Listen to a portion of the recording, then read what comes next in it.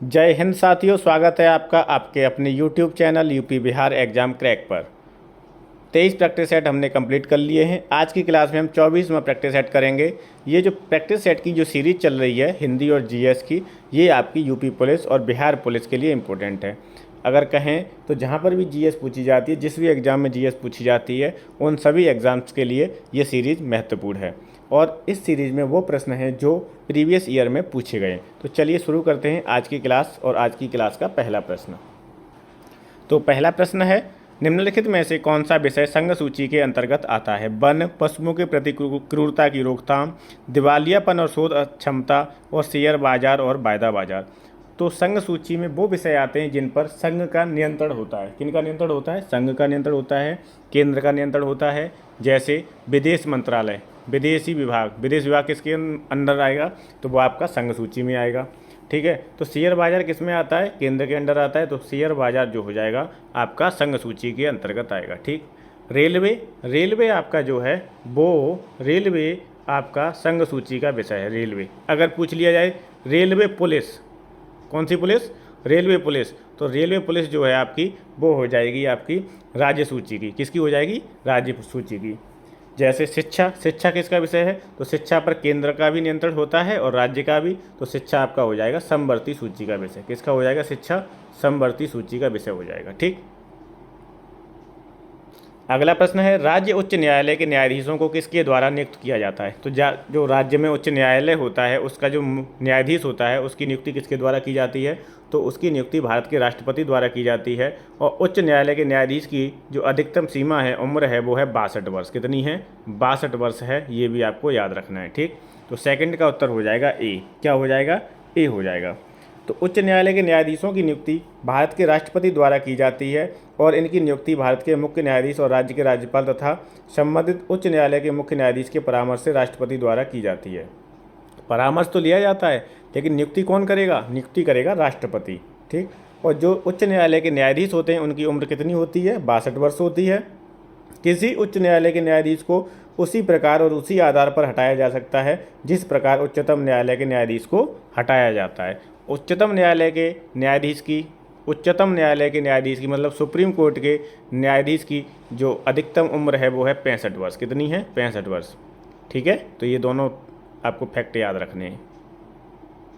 तीसरा प्रश्न है, निम्नलिखित में से कौन भारत के राष्ट्रपति निर्विरोध चुने गए थे? तो वो कौन थे निर्विरोध चुने गए थे? तो वो थे डॉक्टर नीलम संजीव रेड्डी। और 3 का उत्तर हो जाएगा सी। 3 का आंसर क्या हो जाएगा? सी हो जाएगा। चौथा प्रश्न है, निम्नलिखित में से सोशल नेटवर्किंग कंपनियों में से कौन व्हाट्सएप का मालिक है? तो व्हाट्सएप का मालिक कौन है? फेसबुक है। फेसबुक ने व्हाट्सएप को खरीद लिया था। और 4 का उत्तर हो जाएगा ए।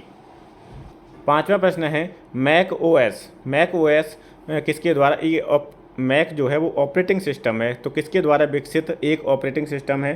तो ये है एप्पल का, एप्पल इंक के द्वारा विकसित किया गया है मैक ओएस। छठवां प्रश्न है, साइना नेहवाल किस खेल से संबंधित है या किस खेल से जुड़ी हुई हैं? तो साइना नेहवाल जुड़ी हुई हैं बैडमिंटन से। 6 का आंसर हो जाएगा सी। सातवां प्रश्न है, किस संशोधन ने संसद और राज्य विधानमंडलों पर माल और सेवा कर को नियंत्रित करने के लिए कानून बनाने के लिए एक साथ शक्ति प्रदान की थी? तो वो है आपका जीएसटी है। ये माल एवं सेवा कर को नियंत्रित करने के लिए कौन सा वो संशोधन विधेयक था? तो वो था आपका 122वां संशोधन विधेयक 2014। ठीक, ये जो माल और सेवा कर है, माल और सेवा कर है, इसे कब लागू किया गया था? वस्तु एवं सेवा कर, तो इसे लागू किया गया था 1 जुलाई 2017 को। कब लागू किया गया था? 1 जुलाई 2017 को।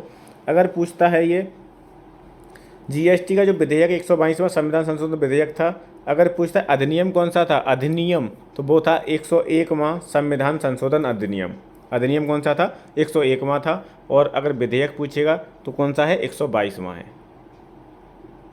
8वां प्रश्न है, उत्तर मध्य क्षेत्र सांस्कृतिक केंद्र कहाँ पर स्थित है? कौन सा क्षेत्र है? उत्तर मध्य क्षेत्र सांस्कृतिक केंद्र, तो आपका ये प्रयागराज में है। और 8 का आंसर हो जाएगा ए। क्या हो जाएगा? ए। अगला है, भेड़ कुंड जहां अर्जुन ने द्रौपदी से शादी करने के लिए मछली को निशाना बनाया था, वो उत्तर प्रदेश में कहाँ पर है? तो वो है फर्रुखाबाद में। और 9 का आंसर हो जाएगा सी। क्या हो जाएगा? 9 का उत्तर सी हो जाएगा। 10वां प्रश्न है, निम्नलिखित में से अमीर खुसरो किस स्थान से संबंधित हैं? तो अमीर खुसरो आपके पटियाली कासगंज से संबंधित हैं, पटियाली में इनका जन्म हुआ था। 10 का उत्तर क्या हो जाएगा? तो 10 का आंसर हो जाएगा आपका बी। और इन्हें किस नाम से जाना जाता है ये भी पूछा गया है कि तूतीय हिंद के नाम से किसे जाना जाता है? तो अमीर खुसरो को किस नाम से जाना जाता है? तूतीय हिंद से। खुसरो हिंदुस्तानी खड़ी बोली के पहले लोकप्रिय कवि भी माने जाते हैं। खड़ी बोली के पहले लोकप्रिय कवि कौन है? तो वो भी अमीर खुसरो हैं। अगला है, उत्तर प्रदेश में वैष्णववाद के सनकादि संप्रदाय का संस्थापक कौन है? कौन सा संप्रदाय है? सनकादि संप्रदाय। तो वो है निम्बार्काचार्य। और 11 का उत्तर हो जाएगा ए। क्या हो जाएगा? 11 का आंसर ए हो जाएगा। ठीक है। एक है विशिष्टाद्वैतवाद। विशिष्टाद्वैतवाद के कौन हैं? तो उसके हैं रामानुजाचार्य। और माधवाचार्य किसके हैं? तो माधवाचार्य हैं आपके द्वैतावाद के कौन हैं? माधवाचार्य हैं। और विशिष्टाद्वैतवाद के कौन हैं? रामानुजाचार्य हैं। ठीक है। सनकादि संप्रदाय के संस्थापक कौन है? निम्बकाचार्य हैं। और 11 का आंसर हो जाएगा ए। क्या हो जाएगा? ए। अगला प्रश्न है, उत्तर प्रदेश में पाए जाने वाले प्रमुख खनिज कौन कौन से हैं? तो उत्तर प्रदेश में पाए जाने वाले 2 खनिज हैं मुख्य रूप से, वो हैं लाइमस्टोन और डोलोमाइट। और 12 का आंसर क्या हो जाएगा? बी हो जाएगा। उत्तर प्रदेश में जो मुख्य खनिज हैं और वो कहाँ पाए जाते हैं? तो वो आपके पूर्वी उत्तर प्रदेश में पाए जाते हैं, जैसे ललितपुर है, सोनभद्र है। ठीक। तो चलिए अगला प्रश्न देखते हैं। अगला प्रश्न है, इनमें से कौन सा उत्तर प्रदेश का पारंपरिक शिल्प नहीं है? तो कांथा टांके जो है वो उत्तर प्रदेश का नहीं है, ये आपका कहाँ का है? बंगाल का है। जरदोजी, चिकनकारी, संगमरमर, जड़ना, ये आपके उत्तर प्रदेश के पारंपरिक शिल्प हैं। चिकनकारी कहाँ पर है? तो ये है आपका एलपीओ लखनऊ में। अगला प्रश्न है, उत्तर प्रदेश खादी ग्रामोद्योग बोर्ड की स्थापना किस वर्ष हुई थी? तो ये 1960 में हुई थी। कब हुई थी? 1960 में। और 14 का आंसर हो जाएगा बी। क्या हो जाएगा? 14 का उत्तर बी हो जाएगा। 15वां प्रश्न है, निम्नलिखित में से किसमें विज्ञान नगरी साइंस सिटी अवस्थित है? तो वो आपकी है लखनऊ में। और 15 का उत्तर हो जाएगा सी। 16वां प्रश्न है, 2001 से 2011 के दशक में किस राज्य ने नकारात्मक जनसंख्या वृद्धि दर्ज की थी? तो वो की थी नागालैंड ने। और 16 का आंसर क्या हो जाएगा? सी हो जाएगा। 16 का उत्तर क्या हो जाएगा? सी हो जाएगा। ठीक। चलिए अगला प्रश्न देखते हैं, 17वां प्रश्न है, 2001 से 2011 के दशक के दौरान जनसंख्या की औसत वृद्धि दर क्या थी? तो वो थी 17.64%। और 17 का आंसर क्या हो जाएगा? ए हो जाएगा। 18वां प्रश्न है, पश्चिमी घाट किस प्रकार के बरसट के माध्यम से वर्षा प्राप्त करते हैं? पश्चिमी घाट 2 घाट हैं, पूर्वी घाट और पश्चिमी घाट, ये तो पता ही होगा आपको। ठीक है। 2 घाट हैं, पूर्वी घाट और पश्चिमी घाट। तो इसमें पूछ रहा है कि जो पश्चिमी घाट है वो किस प्रकार के बरसट के माध्यम से वर्षा प्राप्त करता है? तो पर्वतीय बरसट के माध्यम से वर्षा प्राप्त करता है। और 18 का उत्तर क्या हो जाएगा? सी हो जाएगा। 18 का आंसर क्या हो जाएगा? सी। अगला प्रश्न है, भारत और अफगानिस्तान के द्वारा बनाए गए मैत्री बांध का नाम क्या है? तो इसका नाम है सलमा बांध। कौन सा बांध? सलमा बांध। और 19 का उत्तर हो जाएगा सी। 19 का आंसर हो जाएगा सी। अगला प्रश्न है 20वां, गोबी, कालाहारी, अट्टाकामा, सहारा, ये सब क्या हैं? तो ये मरुस्थल हैं। क्या हैं ये? गोबी मरुस्थल है, कालाहारी भी मरुस्थल है, अट्टाकामा भी और सहारा भी है। सहारा आपका कहाँ पर है? अफ्रीका में। सहारा मरुस्थल कहाँ पर है? अफ्रीका में। ठीक है।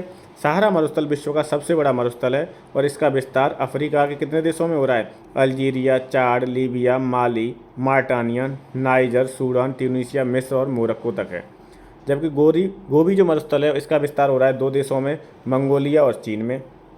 कालाहारी मरुस्थल भी आपका अफ्रीका में है, जिसका विस्तार हो रहा है बोत्सवाना, नामीबिया और दक्षिण अफ्रीका में। बोत्सवाना, नामीबिया और दक्षिण अफ्रीका में किसका? कालाहारी मरुस्थल का। ठीक। अट्टाकामा जो है ये आपका उत्तरी चिली में स्थित है। अट्टाकामा कहाँ पर है? उत्तरी चिली में है। उत्तरी चिली आपका दक्षिणी अमेरिका का एक देश है। तो ये गोबी, कालाहारी, अट्टाकामा, ये सारा क्या है? ये मरुस्थल हैं। ठीक है। 20 का आंसर हो जाएगा बी। 21 है, फंड निधियाँ जो विशेष रूप से सरकारी प्रतिभूतियों में निवेश होते हैं वो कहलाते हैं। क्या कहलाते हैं? तो वो कहलाते हैं आपके गिल्ट फंड। और 21 का आंसर हो जाएगा डी। क्या हो जाएगा? 21 का डी। अगला है, एफडीआई का विस्तारित रूप क्या होता है? तो जैसे कोई फॉरेनर या फॉरेन कंपनी अपने यहाँ पर इन्वेस्टमेंट करती है उसे हम बोलते हैं एफडीआई। उसे उसकी फुल फॉर्म पूछ रहा है, फॉरेन डायरेक्ट इन्वेस्टमेंट बोलते हैं उसे। 22 का आंसर हो जाएगा सी। क्या हो जाएगा? सी। 23 है, इनमें से कौन सा कर बचत बचत निवेश नहीं है? कौन सा बचत निवेश नहीं है?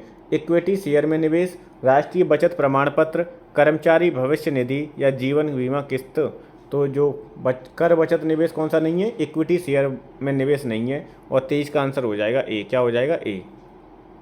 अगला है, मोनालिसा की प्रसिद्ध कलाकृति का चित्रकार कौन था? तो मोनालिसा की कलाकृति का चित्रकार था लियोनार्डो दा विंची। और 24 का आंसर हो जाएगा ए। 24 का उत्तर क्या हो जाएगा? ए हो जाएगा। अगला प्रश्न है, निम्नलिखित में से कौन सा नृत्य असम से संबंधित है? तो बिहू जो नृत्य है वो असम का है। बिहू कहाँ का है? असम का है। ठीक है। और नौटंकी उत्तर प्रदेश का है, कथकली केरल का है, कथक उत्तर प्रदेश का है, गरबा गुजरात का है। कथकली केरल का है और कथक उत्तर प्रदेश का है। भरतनाट्यम तमिलनाडु का है, कुचिपुड़ी आंध्र प्रदेश का है। तो ये जो शास्त्रीय नृत्य हैं 8, उन्हें तो आपको याद रखना ही है। 26 है, सीमांत गांधी किसे कहा जाता है? तो खान अब्दुल गफ्फार खान को सीमांत गांधी कहा जाता है। ठीक है। लाल कुर्ती आंदोलन इन्होंने शुरू किया था कब? 1927 में। ठीक है। तो इनका नाम क्या है? इनका नाम सीमांत गांधी है। और इन्होंने कौन सा आंदोलन शुरू किया था? लाल कुर्ती आंदोलन। चलिए, तो 26 का आंसर हो जाएगा डी। क्या हो जाएगा? डी हो जाएगा। अगला प्रश्न है, किस भारतीय दार्शनिक विचारक को 1893 में शिकागो में आयोजित विश्व धर्म संसद में अपने संबोधन के लिए याद किया जाता है? तो ये शिकागो में एक विश्व धर्म संसद हुई थी। यहाँ पे देखो कई तरीके से प्रश्न पूछा जाता है कि विश्व धर्म संसद शिकागो में किस वर्ष हुई थी? तो 1893 में हुई थी। ठीक है। विश्व धर्म संसद कहाँ हुई थी? शिकागो में हुई थी। और इसका संबोधन कौन कर रहे थे? तो वो थे स्वामी विवेकानंद। कौन थे? स्वामी विवेकानंद। 27 का आंसर हो जाएगा बी। क्या हो जाएगा? बी हो जाएगा। ठीक। लाल कुर्ती आंदोलन जो शुरू हुआ था वो आपका हुआ था 1929 में। कब हुआ था? 1929 में हुआ था लाल कुर्ती आंदोलन। और लाल कुर्ती आंदोलन किसने शुरू किया था? खान अब्दुल गफ्फार खान ने। 28 है, ब्रिटिश भारत में प्रथम इंपीरियल फॉरेस्ट स्कूल का शुभारंभ कहाँ हुआ था? तो ये हुआ था आपका देहरादून में। 28 का आंसर हो जाएगा ए। क्या हो जाएगा? ए। अगला है, पाल राजवंश के सर्वप्रथम राजा कौन थे? तो वो थे गोपाल। गोपाल ने ही पाल वंश की स्थापना की थी। 29 का आंसर हो जाएगा ए। ये धर्मपाल हैं, ये इसके प्रमुख शासक थे। किसके? पाल वंश के महत्वपूर्ण शासक थे। और विक्रमशिला विश्वविद्यालय जो है, विक्रमशिला विश्वविद्यालय की स्थापना धर्मपाल जी ने कराई थी। किसने? धर्मपाल ने करी थी। किसकी? धर्मपाल ने विक्रमशिला विश्वविद्यालय की स्थापना की थी। अगला है, निम्नलिखित में से कौन चिपको आंदोलन के साथ जुड़े हुए थे? तो सुंदरलाल बहुगुणा, आपने सुना होगा कि चिपको आंदोलन से जुड़े हुए थे। ये चिपको आंदोलन उत्तराखंड में चला था कब? 1973 में। कब चला था? 1973 में। तो सुंदरलाल बहुगुणा और विनोबा भावे किससे जुड़े हुए थे? चिपको आंदोलन से। और आंसर हो जाएगा आपका डी। ओ नहीं, सुंदरलाल बहुगुणा और चंडी प्रसाद भट्ट, ये 2 लोग जुड़े हुए थे। और आंसर हो जाएगा आपका डी। ए और बी सही है। ठीक। 1973 में ये हुआ था। और कहाँ पर हुआ था? तो ये हुआ था आपका उत्तराखंड में। एक आंदोलन और है, नर्मदा बचाओ आंदोलन, जिससे कौन संबंधित थे? मेधा पाटेकर। कौन संबंधित थी? मेधा पाटेकर नर्मदा बचाओ आंदोलन से संबंधित थी। और एक है भूदान आंदोलन, जिससे संबंधित थे आपके विनोबा भावे। कौन थे? विनोबा भावे, जो 1951 में शुरू हुआ था। भूदान आंदोलन कहाँ से शुरू हुआ था? तो तेलंगाना में एक जगह है पोचमपल्ली, वहाँ से शुरू हुआ था, पोचमपल्ली से। 31 है, निम्न में से कौन एक वैज्ञानिक होने के साथ साथ एक महान उद्योगपति भी थे, जिन्होंने भारत में कई उद्योगों की स्थापना की थी? तो वो थे आपके विक्रम साराभाई। और 31 का आंसर हो जाएगा सी। 32 है, अप्रयुक्त किताब 2 वर्ष के लिए शेल्फ पर बनी रही जब तक उसे हटाया नहीं गया, यह किस एक का उदाहरण है? तो ये उदाहरण है आपका न्यूटन के गति का कौन सा नियम है? प्रथम नियम का। न्यूटन के गति के प्रथम नियम का उदाहरण है। 32 का आंसर हो जाएगा सी। क्या हो जाएगा? सी। ठीक है। ये तो पढ़ाई होगा आपने कि कोई स्थिर वस्तु तब तक स्थिर रहेगी जब तक उस पर कोई बाह्य बल आरोपित न किया जाए। तो किताब रख दी, अब उस पर बल नहीं लगा तो किताब रखी रहेगी, 2 साल रखी रहेगी, 4 साल भी रखी रहेगी। तो ये किसका उदाहरण हो गया? न्यूटन के गति के प्रथम नियम का। अगला है, मिल्क ऑफ मैग्नीशिया में मौजूद क्षारीय घटक जिसका उपयोग रेचक लैक्सेटिव के रूप में किया जाता है, वह क्या है? तो वो होता है आपका मैग्नीशियम हाइड्रोक्साइड। क्या होता है? Magnesium hydroxide. 33rd का आंसर हो जाएगा डी। अगला प्रश्न है विटामिन बी की कमी से कौन सा रोग होता है? तो विटामिन बी की कमी से होता है बेरी, क्या होता है? बेरी होता है। और 34 का आंसर हो जाएगा सी। विटामिन ए की कमी से रतौंधी होती है, बी की कमी से बेरी, सी की कमी से स्कर्वी, डी की कमी से ऑस्टियोपोरोसिस या फिर सूखा रोग, विटामिन ई की कमी से बांझपन की समस्या होती है और विटामिन के की कमी से रक्त का थक्का न जमना। अगला है निम्नलिखित में से कौन सा बायोडीजल पौधा है? तो जेट्रोफा, जिसे हम रतन जोत भी कहते हैं, जेट्रोफा या रतन जोत, ये आपका बायोडीजल पौधा होता है। 35 का आंसर हो जाएगा बी। 35 का आंसर क्या हो जाएगा? बी हो जाएगा। 36 है निम्नलिखित में से किस राज्य के खामती चावल को जीआई टैग मिला है? खामती चावल, तो अरुणाचल प्रदेश का है ये खामती चावल, इसे जीआई टैग मिला है। 36 का आंसर हो जाएगा ए। 37 है हाल ही में किस प्रदेश ने गंगा डॉल्फिन को राज्य का जलीय जीव घोषित किया है? तो उत्तर प्रदेश का जलीय जीव कौन है? गंगा डॉल्फिन है। वैसे भी स्टैटिक जीके में भी पूछा जा सकता है कि उत्तर प्रदेश का जलीय जीव क्या है? तो गंगा डॉल्फिन है। और 37 का आंसर हो जाएगा बी। 38 है हाल ही में जारी पीरियोडिक लेबर फोर्स सर्वे के अनुसार सरकार के प्रयासों के परिणामस्वरूप देश की श्रम शक्ति में महिलाओं की भागीदारी 2017-18 से 2022 से 23 के बीच में कितनी हो गई है? तो वो हो गई है 40%। 38 का आंसर हो जाएगा डी। ठीक, 24 प्रैक्टिस सेट आपके कंप्लीट हो गए जीएस के, जो हमने अब तक कर लिए हैं। ठीक है, 50 प्रैक्टिस सेट हैं टोटल। तो मैं कोशिश करूँगा कि आपके पेपर शुरू होने से पहले ये सब करवा दूँ। ठीक है, तो आपको अगर सीरीज़ पसंद आ रही है तो प्लीज़ ज़्यादा से ज़्यादा शेयर करें, ताकि मुझे थोड़ा मोटिवेशन मिले और मैं इस सीरीज़ को कंटिन्यू रख सकूँ। Thank you so much.